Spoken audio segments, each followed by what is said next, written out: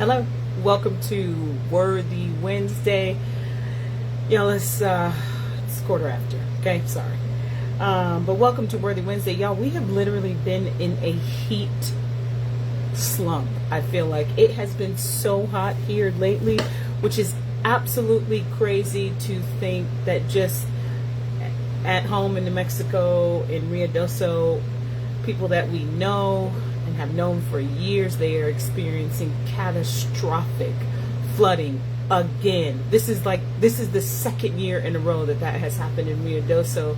And then just one state over in the state of Texas, everybody is fully aware of what has happened in Kerr County with the camps and the children and all of these things. And I was thinking today of how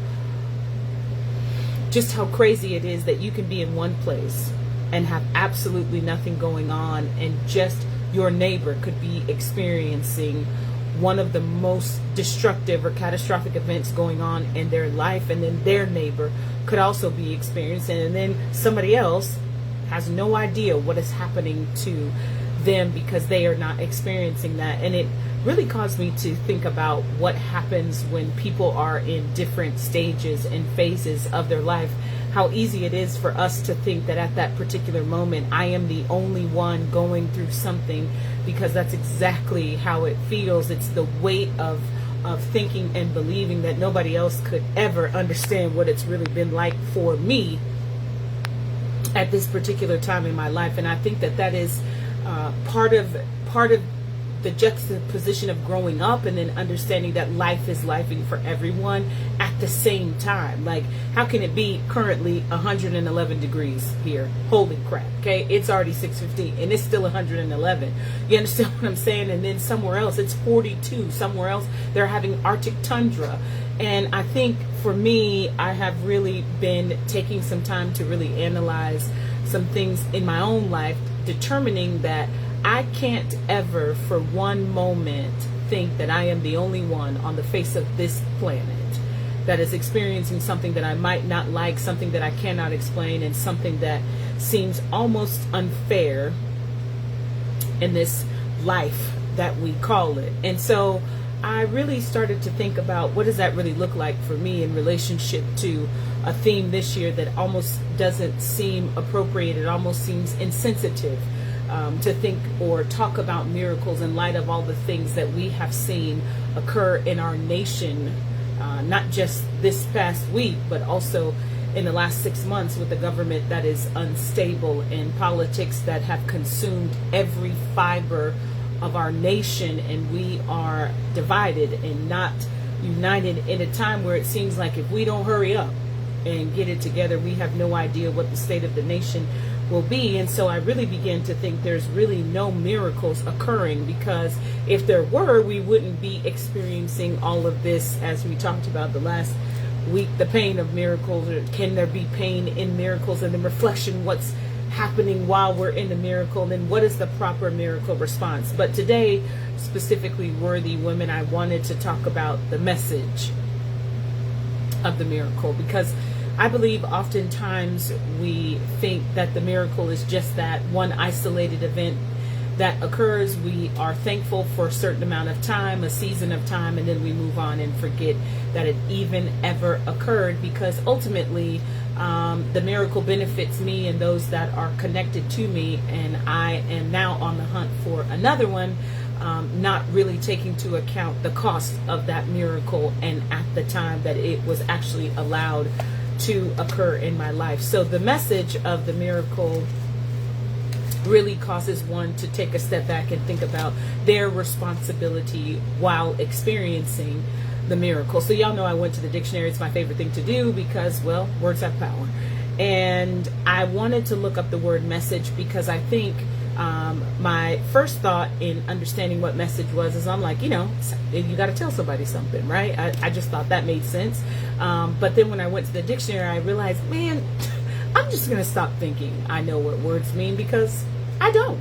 I don't. I have a roundabout idea of the context of the word and how it can be defined, but the definition for me is lacking. So anyway, message means a communication in writing, speech, or by signal, which I thought was amazing, right? But then the first thing that threw me off in this definition is that message, the word message, is defined by a communication. I was like, hold on, you're telling me that something I receive is a form of communication? And I was like, oh, that makes sense, because hence the word message. In order to receive a message, somebody had to communicate it.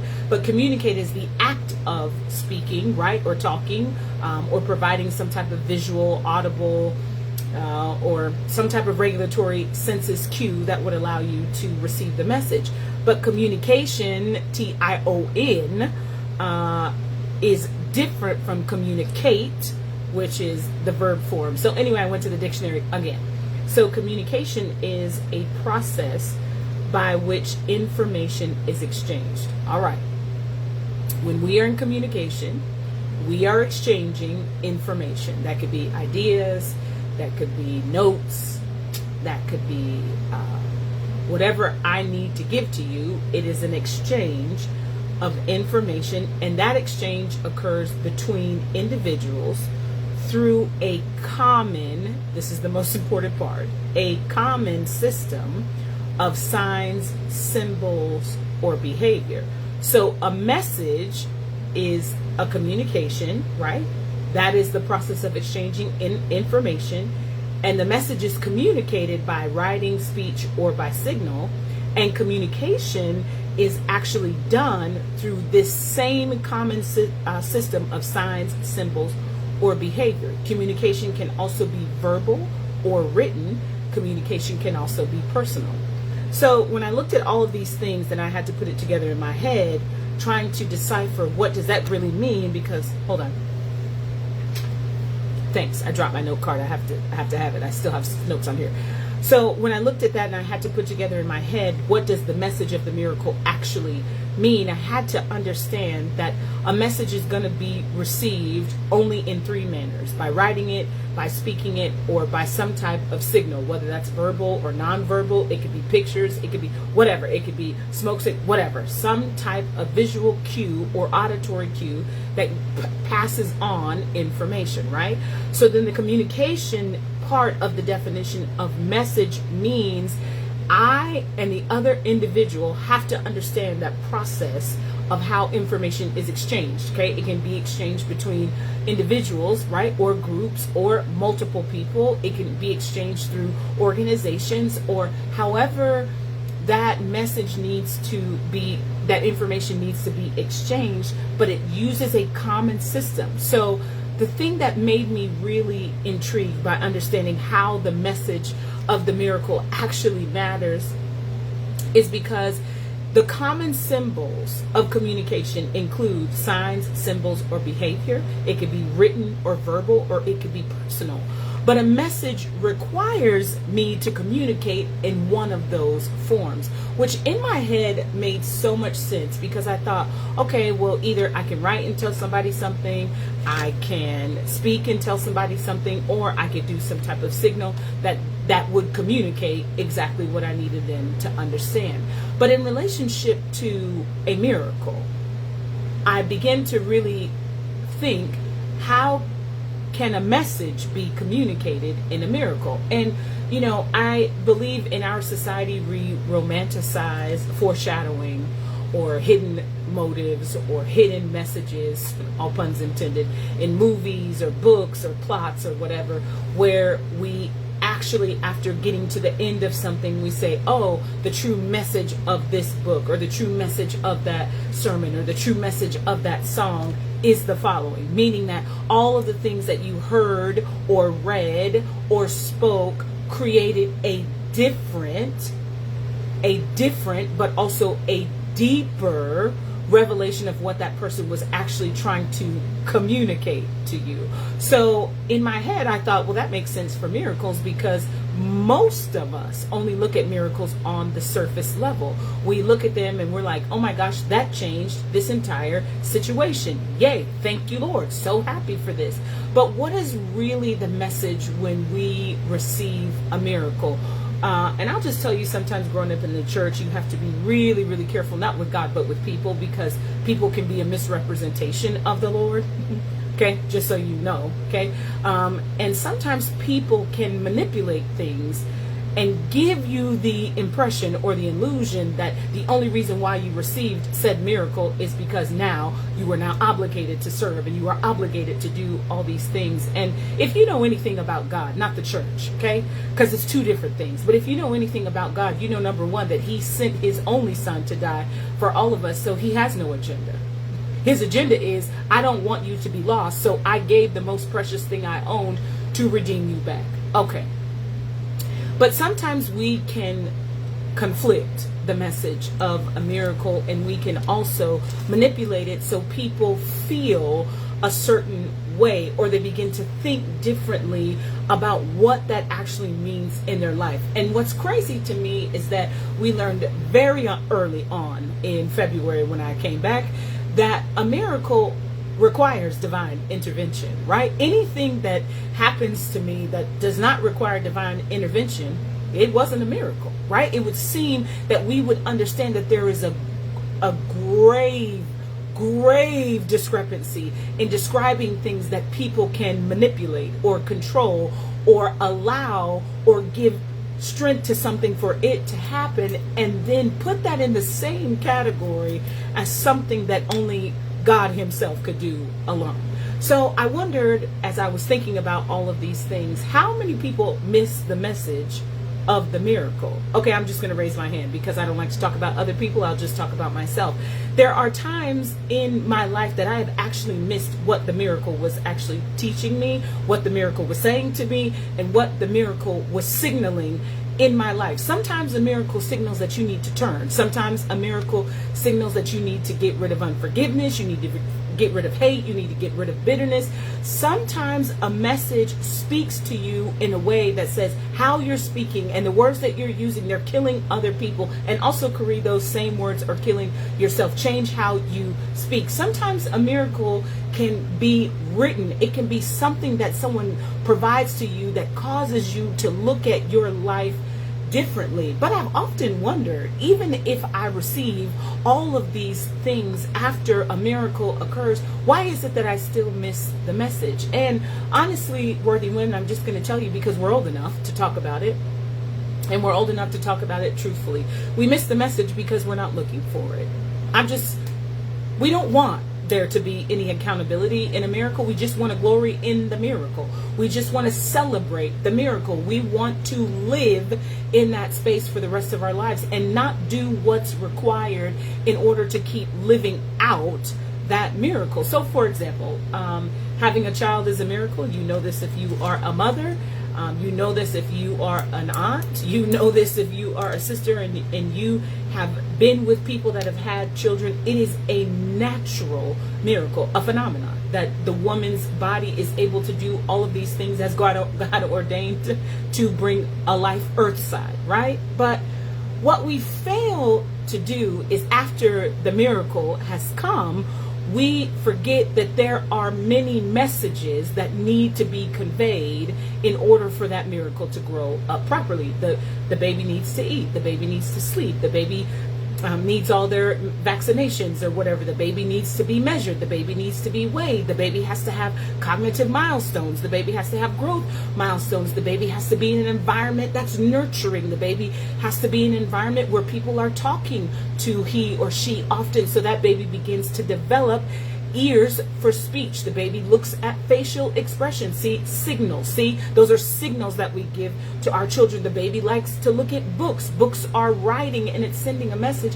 But if you don't do the things necessary for that miracle to grow, then the miracle stunts. And it seems like the baby just hits a plateau and then never steps out or above or further than the place that they can be, because we, as the stewards of that miracle, have not managed the message properly. We have not communicated all the things that that baby needs in order to grow. Now, it seems so trivial, if you want to be honest, because obviously people would be like, well, of course, if you have a baby, you have to feed her, you have to clothe her, you have to nourish her, you have to do all these things. Yet, what's crazy to me is that the message is clear, right? The message is clear. No one has to tell you. No one has to do smoke signals. Nobody has to write it down. You understand that the cost of this miracle requires diligence and accountability for several years, right? Not just 1 or 2 or 18, like forever, okay? But most people miss the true message of things, especially miracles, because we don't want to be responsible. We don't want to be accountable. We're just like, well, I got the miracle, but why do I have to change my behavior? Why do I have to be kind? What do you mean I can't gossip anymore? What? You mean I can't roll my eyes anymore? What do you mean I can't steal? What do you mean I can't be ugly to people? What do you mean by that? Like, in the realm of liberty, and then we just get mad and be like, well, I didn't know I was gonna have to. I didn't know that I was gonna have to change my ways. And I find it so interesting that we miss the message all the time. Like, something happens and you're just like, oh, I didn't know that's what you wanted me to do. Oh, I didn't know that's what you meant.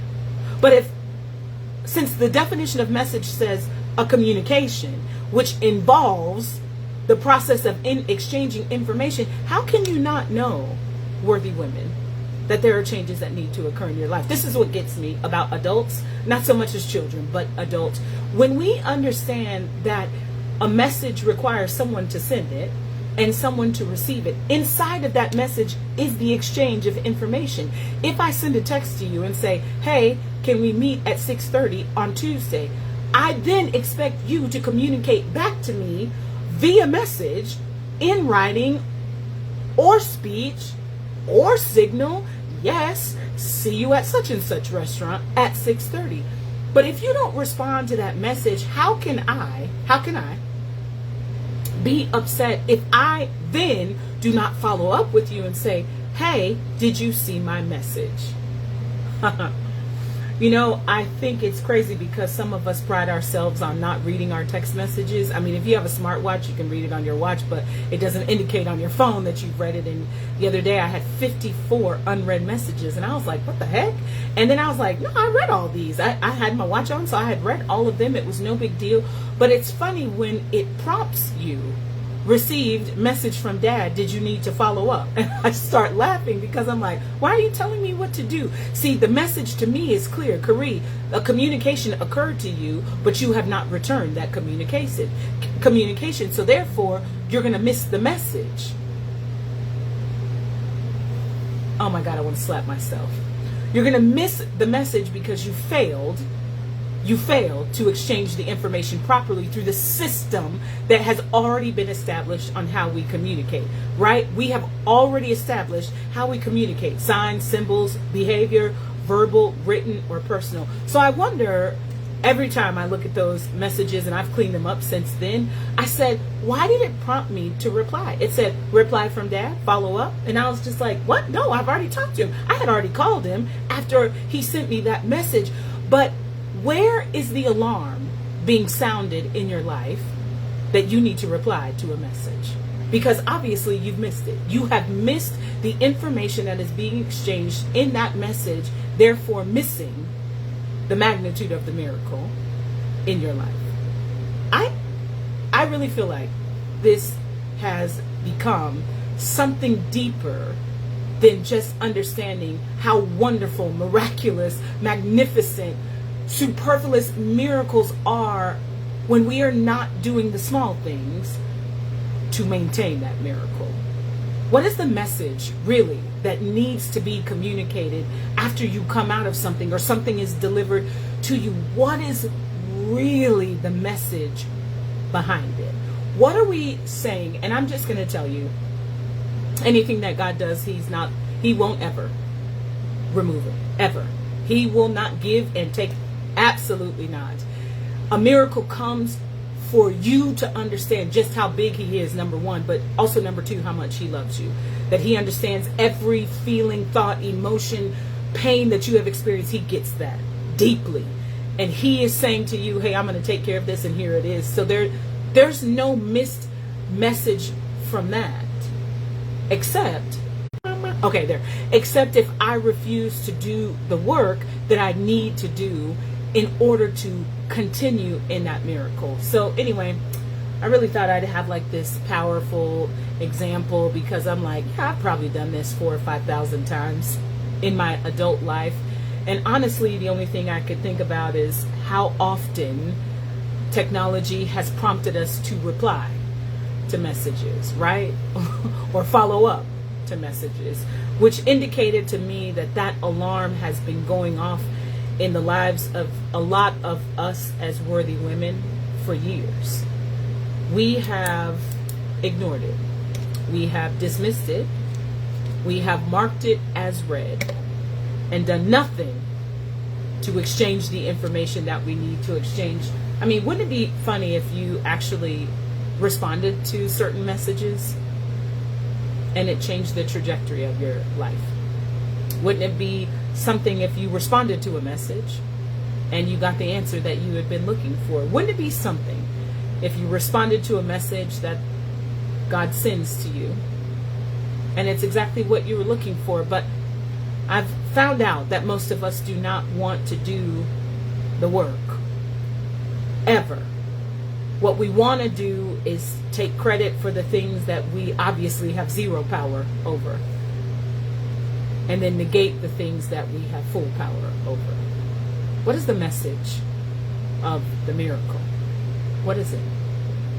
The message is telling me that I need to make sure I have exchanged information and that I am ready now to respond and do my part to keep it. Y'all, I love it here. Okay, I'm just gonna tell you, I have learned that I don't ever want to miss the message of whatever it is that I'm walking through in my life. Whether it's up or down is irrelevant. But what is the message here? What is it? Because there's always a message in every area of my life, in every circumstance, in every thing that has ever happened to me. There is a message there, and I need to find it. And once I find it, I need to read it or listen to it or observe it, and then I need to make a decision and do something about it. I don't want us to miss the message of miracles, worthy women, because it will change how we view miracles, which would then in turn change how we view God, who is the giver of miracles. But I do want you to be aware that messages are every day. And I really wonder, are we responding to those messages? Y'all, it's July, okay? It's July. I'll see you next week.